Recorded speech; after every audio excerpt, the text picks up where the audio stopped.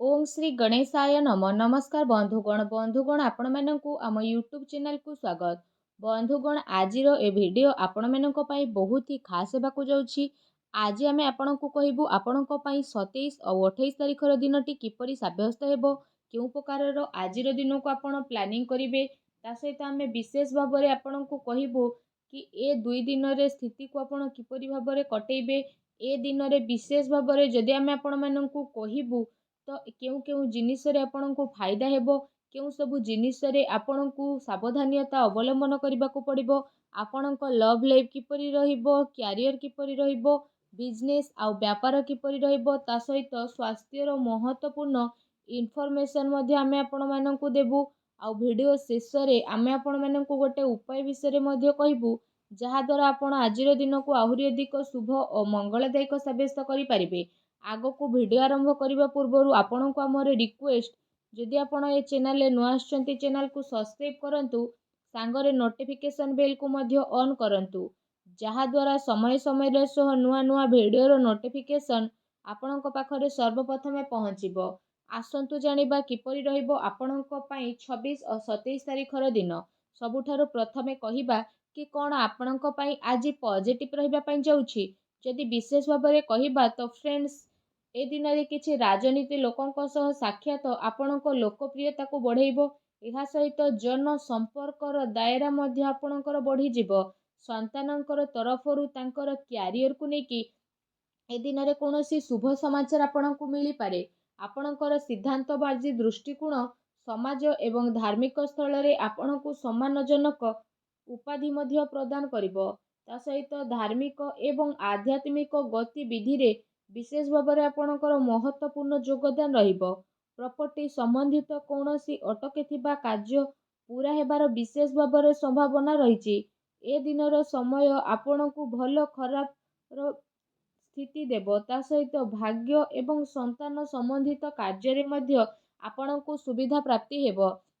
आपणकर विवेक एवं आदर्शवादी स्वभाव आपणक पई ए दिन रे महत्वपूर्ण उपलब्धि मध्य नेकी आसीबो। ता सहित ए दिन रे ग्रहक स्थिति आपणक पई काफी संतोषजनक रहिबो। जे लोक माने आपणक खिलाफ रे थिले से लोक माने विशेष भाबरे आपणक सपक्ष रे आसीबे। आउ संबंध रे आपणकर काफी सुधारता देखा देबो। सबु कार्य आपणकर शांतिपूर्ण रूप रे संपन्न हेबार नजर आसुछि। भावुकता कारणरू वैवाहिक दृष्टिकोण आपणकर काम रे रही जिवो। ता सहित ए दिन रे आपणकर सकारात्मक एवं संतुलित भावना आपणको आगको बढ़ेइबा एवं निजर कार्य को सुचारू रूप से संपन्न करिबारे साहाय्य सहयोग प्रदान करिवो। घरे कौनसी धार्मिक उत्सवर आयोजन मध्य विशेष भाव में जोग बनुछि।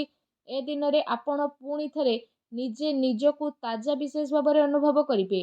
ता सहित जदि कहबा अटकी थिबा बड़ पेमेंट मध्य मिलिबा कारणरू विशेष भाव में आर्थिक स्थिति रे आपणकर काफी टाइमिंग पर्यंत सुधार आसीबो, जहा द्वारा आपणको काफी खुशी मिलिबो। आ आपणको मन बहुत ही प्रसन्न रहिबो। आसंतु जानिबा ए दिन रे आपणको पई कोन नेगेटिव रहिबो। कौनसी प्रकार रो उधारी रु आपण दूरी की रुहंतु। धन लेन देन संबंधित कार्य करिबा पूर्व विशेष भाव में छलना बा धोकार शिकार आपणको होई पारे। कौनसी भी काम करिबारे अधिक भाबी चिंती कि आपण आपणको टाइम स्पेंड करंतु नाही। एहा द्वारा समय आपणको हातरू बाहरी पारे। सामाजिक संपर्क को मधुर बनैकी रखिबार अति आवश्यकता रहिछि। केबे केबे किछि नकारात्मक पुरुणा कथा पुणी थरे मध्य उठी पारे, जेउथि पई आपण आपणकर मनरे काफी टाइमिंग पर्यंत कमी अनुभव करिवे। निजर स्वभाव को पॉजिटिव बनैकी रखंतु।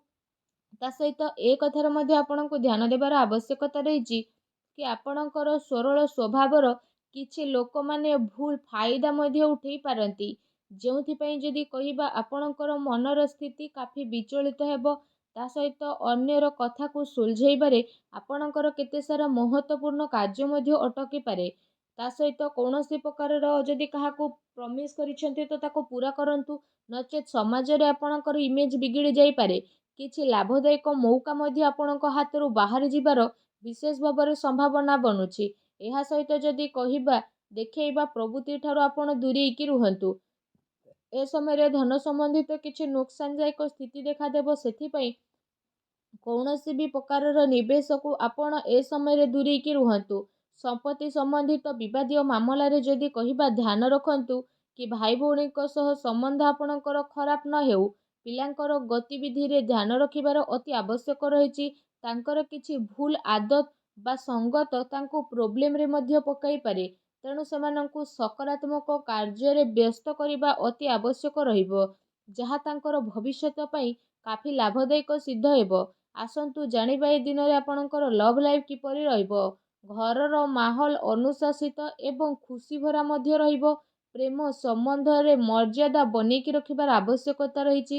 ଆପଣଙ୍କର ସମସ୍ୟାକୁ ସୁଲଝେଇବାରେ ଆପଣଙ୍କର ଜୀବନସାଥୀ ଆଉ ପିଲାଙ୍କର ପୁରା ସହଯୋଗ ରହିବ, ଯାହାଦ୍ୱାରା ଆପଣଙ୍କର ଆତ୍ମବିଶ୍ୱାସ ମଧ୍ୟ କାଫି ଭଲ ବନିକି ରହିବ। ଅତି ସମ୍ପର୍କିତଙ୍କ ସହିତ ମେଳ ମେଳାପ ଏବଂ ବୁଲାବୁଲିର ବିଶେଷ ଭାବରେ ଆପଣଙ୍କର ପ୍ରୋଗ୍ରାମ ମଧ୍ୟ ବନିପାରେ, ଯେଉଁଥିପାଇଁ ଘର ପରିବାରର ବାତାବରଣ ଖୁସି ଭରା ଏବଂ ସୁଖଦପୂର୍ଣ୍ଣ ମଧ୍ୟ ରହିବ। ଆସନ୍ତୁ ଜାଣିବା ଏ ଦିନରେ ଆପଣଙ୍କର ବ୍ୟବସାୟ କ୍ୟାରିୟର କିପରି ରହିବ। କାର୍ଯ୍ୟସ୍ଥଳରେ ନିଆଯାଇଥିବା ଠୋସ୍ ନିର୍ଣ୍ଣୟ ଆପଣଙ୍କ ପାଇଁ ବହୁତ ଭଲ ରହିବ, ଆଉ ସଫଳତା ମଧ୍ୟ ଆପଣଙ୍କୁ ଅବଶ୍ୟ ମିଳିବ। ଏ ଦିନ ମାର୍କେଟିଂ ତଥା ପେମେଣ୍ଟ କଲେକ୍ଟ କରିବା ଭଳି କାର୍ଯ୍ୟରେ ସମୟ ଆପଣ ଅଧିକ ବ୍ୟତୀତ କରିବେ। ସେୟାର ରିସ୍କ ପ୍ରଭୃତି କାମରେ ବିଶେଷ ଭାବରେ ଆପଣ ଦୂରେଇକି ରୁହନ୍ତୁ। ଆପଣଙ୍କ ସହିତ ଛଳନା ବା ଧୋକାଧଡ଼ି ମଧ୍ୟ ହୋଇପାରେ। ଚାକିରିରେ କୌଣସି ପ୍ରକାରର ସ୍ଥାନର ପରିବର୍ତ୍ତନ ସ୍ଥିତି ବିଶେଷ ଭାବରେ ଆପଣଙ୍କ ପାଇଁ ବନୁଛି। କାର୍ଯ୍ୟସ୍ଥଳରେ କୌଣସି ପଡ଼ୋଶୀଙ୍କର ଦ୍ୱାରା ଲଢ଼େଇ ଝଗଡ଼ାର ସ୍ଥିତି ମଧ୍ୟ ଆପଣଙ୍କ ପାଇଁ ବନିବ। କିଛି କାନୁନି ବା ନିବେଶ ସମ୍ବନ୍ଧିତ ବିଶେଷ ଭାବରେ ଜଟିଳତାର ଆପଣଙ୍କୁ ସାମ୍ନା ମଧ୍ୟ କରିବା ପାଇଁ ପଡ଼ିବ। ବ୍ୟବସାୟିକ କାର୍ଯ୍ୟ ପ୍ରଣାଳୀରେ ଯଦି କହିବା ପରିବର୍ତ୍ତନ ଆଣିବା ଆପଣଙ୍କ ପାଇଁ ଆବଶ୍ୟକତା ରହିଛି, ଯାହା ପାଇଁ ଆହୁରି ଅଧିକ ଭଲ ପରିଣାମ ଆପଣଙ୍କୁ ହାସିଲ ମଧ୍ୟ ହେବ। ବ୍ୟବସାୟିକ ପ୍ରତିଷ୍ଠାନରେ ଅନୁଭବୀ ଆଉ ପରିବାରର ବରିଷ୍ଠ ଲୋକଙ୍କର ଅନୁମତି ଏବଂ ସହମତି ଦ୍ୱାରା କାର୍ଯ୍ୟ କରିବା ଦ୍ୱାରା କାଫି ସମସ୍ୟା ସବୁ ଆପଣଙ୍କର ଆସାନୀରେ ସୁଧୁରିଯିବ।